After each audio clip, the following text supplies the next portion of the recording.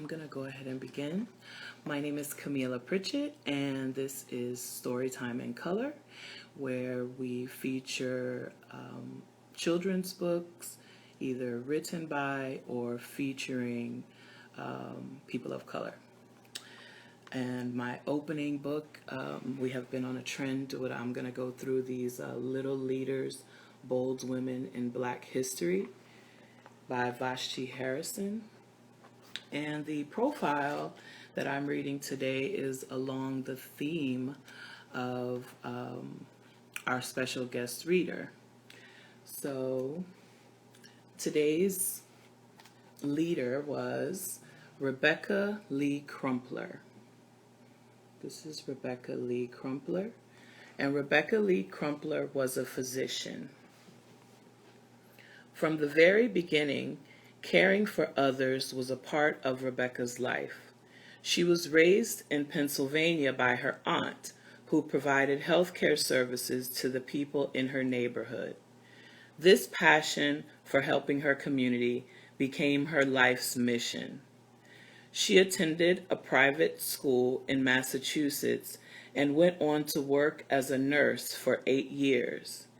In 1860, she applied to an all-white medical school, the New England Female Medical College, a bold and risky move, but she was accepted. Rebecca graduated in 1864, becoming the first African-American woman physician in the country. Out of more than 50,000 physicians in the United States at the time, only about 300 were women, and Rebecca was the only Black woman. She began her practice in Boston, specializing in the care of women and children. But when the Civil War came to an end, she moved to Richmond, Virginia, to work with the Freedmen's Bureau. The fallen Confederate South was extremely hostile to the newly freed slaves. So Rebecca worked with the Bureau to provide health care to them. Rebecca had been born free in Delaware, the state with the highest number of free Blacks before the war. She was new to the adversity and racism of the South, but she endured it for the sake of helping the poor and needy. Throughout her career, Rebecca had a particular passion for helping women and children. In 1883, she published a 2-part text titled A Book of Medical Discourses. The first part focuses on care for infants and the second part on women's health. It is possibly the first medical article published by a Black woman. And that was Rebecca Lee Crumpler, who was born in 1831 and died in 1895. And Rebecca, like our guest, had a passion for working with women and babies. And our guest, Tamara Taitt, is a midwife and marriage and family therapist, and she's going to be joining us to read Mama Says Homebirth. Hold on one moment.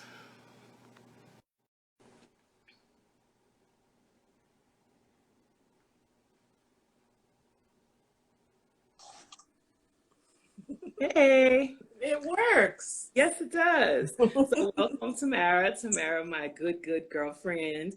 And thank you for joining. And I don't know if you knew about the woman that I just read, but I I've found, seen those books yes. that have all sorts of gems in them that we otherwise wouldn't know their names. Absolutely, absolutely.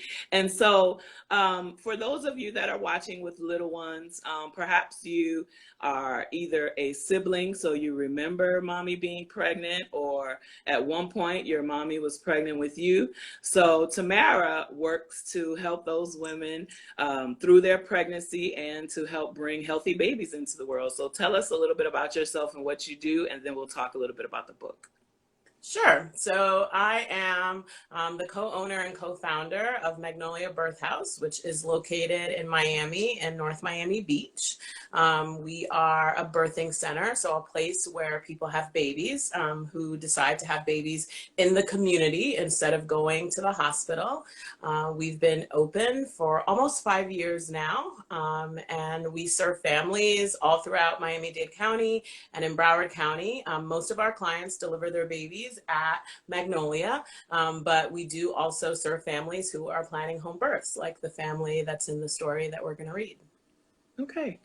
And the services that you have are midwifery services and also doula services. So can you tell us just a quick little difference, or does the book get into that? The book doesn't get into that. We have another company called The Gathering Place that provides doula services and breastfeeding support and childbirth education. A doula is someone who is kind of like a coach and a counselor and an advocate, so a support person for families when they're having babies. But doulas don't do medical care. So doulas don't deliver babies. They don't do anything medical. They're really there for purposes of education and like one-to-one support. It can be emotional support, it can be physical support, and midwives do those things too, but midwives also do many of the same things that doctors do because they're actually providing medical care. Okay, all right, great. Now, so what's the name of this book again and the author? This book is called Mama Says Homebirth, and the author is Miquilaue Young. Are you going to talk a little bit about her, or am I? Sure, I have a little bio for her and I can read this really quickly. So Miquilaue Young is wife to James and homeschooling mother to 7 creative and energetic children. She has been blessed to have had 6 wonderful home births and loves to share about her beautiful birth experiences. She knew from a very young age that she wanted to follow in the footsteps of her ancestors and have a midwife journey alongside her during pregnancy and childbirth. She feels called to normalize home births within the African American community. She has always been a lover of natural, holistic wellness and aspires to educate, encourage, and empower women who may be considering a home birth. She is grateful to her Heavenly Father for giving her the opportunity to share her passion. And originally from California, but now currently resides in Ferguson, Missouri.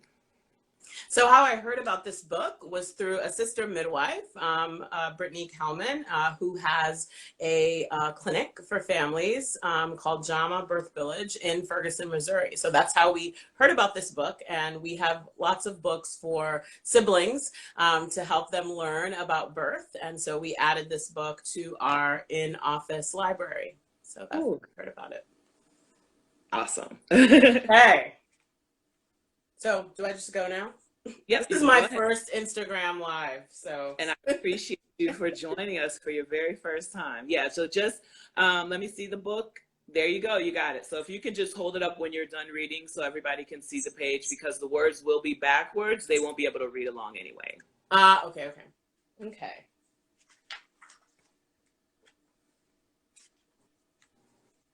Mama says my gran and grandma were born at home by a midwife, just like me. Mama says all my great aunties and uncles were born at home in West Memphis, Arkansas, in the same house with a midwife.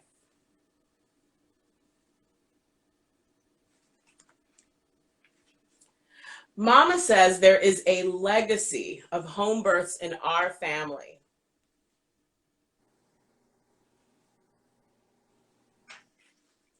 Mama says home births are a great way to welcome a new baby into the world, and for a long time, that was the only way it was done.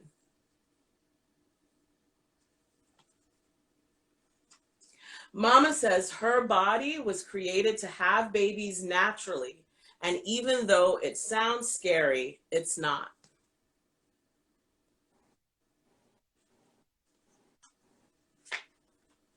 Mama says she just breathes, believes, relaxes, and lets her body do its job.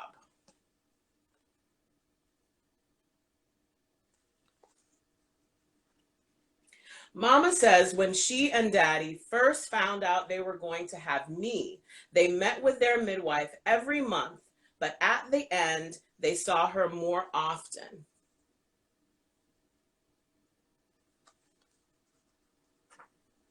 Mama says the midwife uses special tools to listen to the baby's heartbeat, and she measures Mama's belly to make sure the baby is growing okay.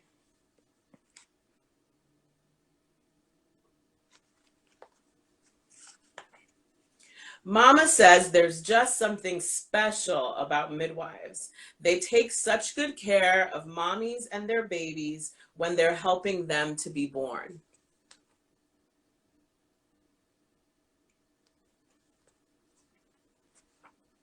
Mama says one day, when she feels her tummy get tight and hard as a rock, and she feels some pains like a tummy ache, she knows it's almost time for the new baby to come.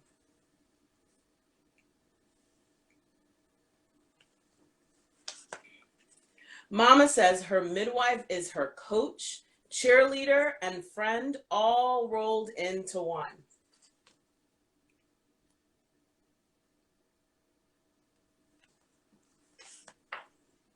Mama says that her midwife, along with Grandma and Daddy, make a great team when she's about to have a baby.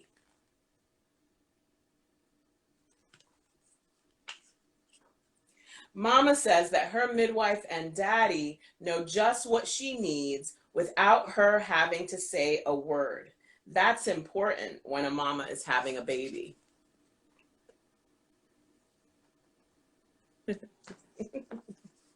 Pizza. Mama says it's our family's tradition that Daddy cuts the cord and gets the new baby dressed.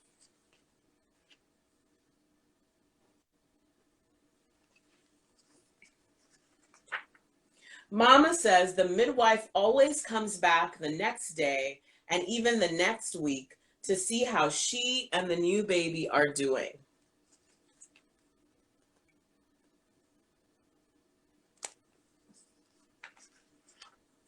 Mama says children are a blessing, and she is thankful for every one of us.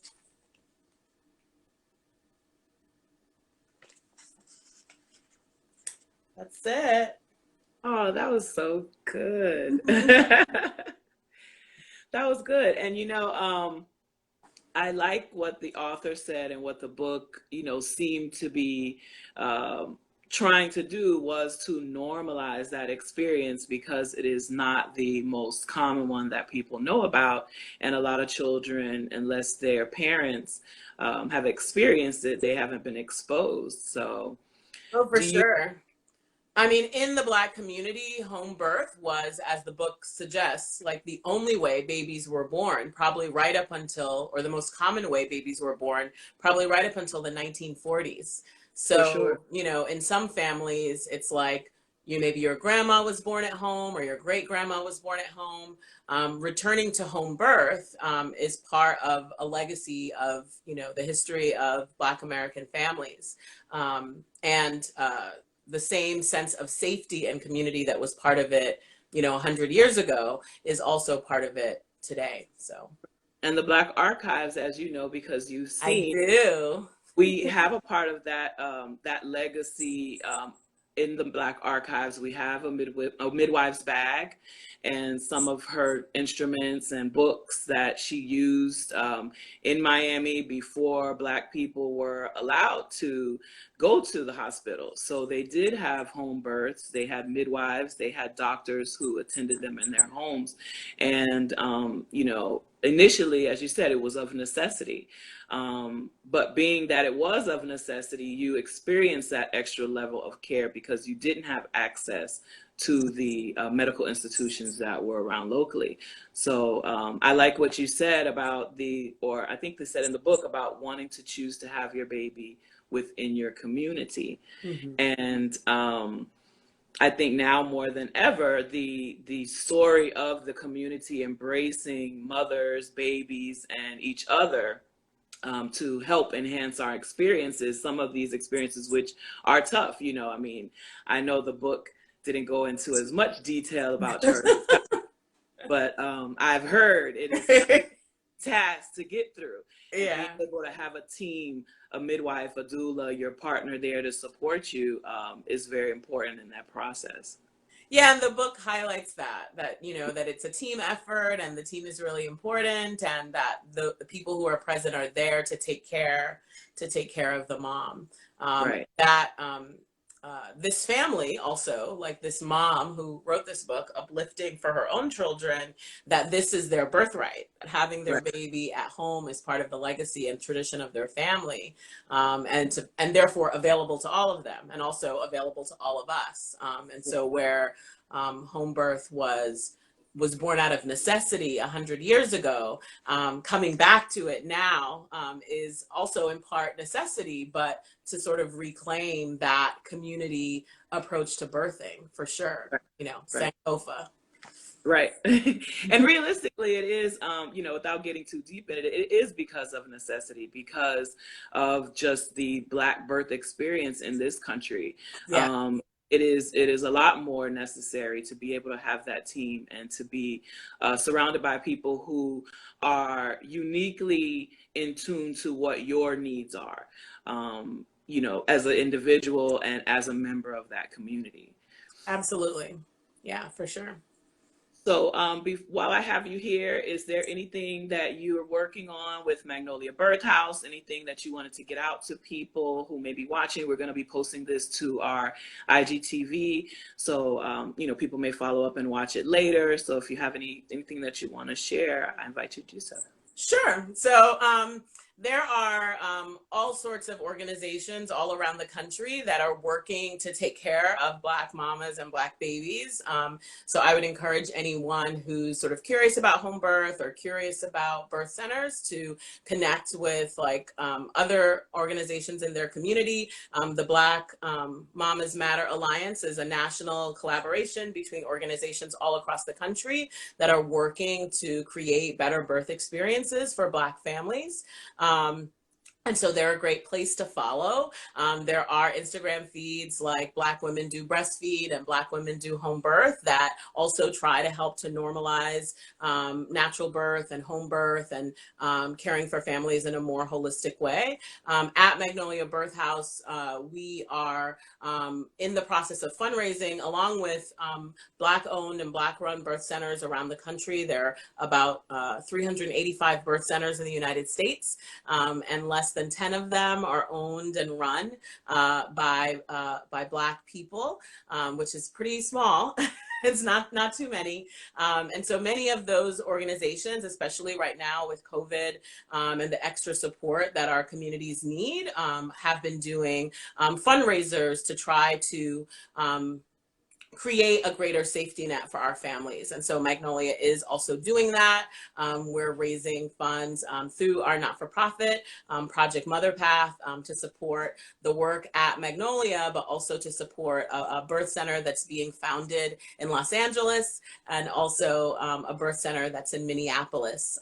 So Kindred Space LA and Roots Community Birth Center in Minneapolis, Minnesota. So if someone is interested in supporting the work of organizations that are taking care of Black families now and always, then connecting to us through Project Mother Path and selecting one of those organizations to support, and also connecting to the work of, at a national level, of the Black Mamas Matter Alliance. Okay, cool. So if anybody wants more information about that, they can go to Magnolia Birth House on Instagram, Facebook, also your website, to get in contact to find out more about the fundraising. The book, Mama Says Homebirth, is available on Amazon. It is. And at Target and Walmart, which is awesome. And online at Target and Walmart. Yes. Probably you'll find it online more readily than you'll find it in the actual store. And since we want everybody to stay at home. We sure do. Yes, please. To your libraries. And again, for those people who joined us late, I had Tamara Taitt with us. She read Mama Says Homebirth, and I will be posting this video to our IGTV so you can run it back and watch that video with your little ones, and make sure you check out that book. Thank you so much, Tamara, for You're joining, welcome. Thanks for having me. and you have a great Saturday. You too. All right, guys, thank you so much for joining me today. Again, for those of you who came on late, I'm going to be saving this, and it will be also posted to the Black Archives Historic Lyric Theater's YouTube page. Thank you for joining me, and I hope you have a great weekend. We'll be back with the rest of our Safer at Home virtual series on Monday with Jocelyn Hurtado, our archivist, and Is It True? Tales from the Magic City. So have a great day.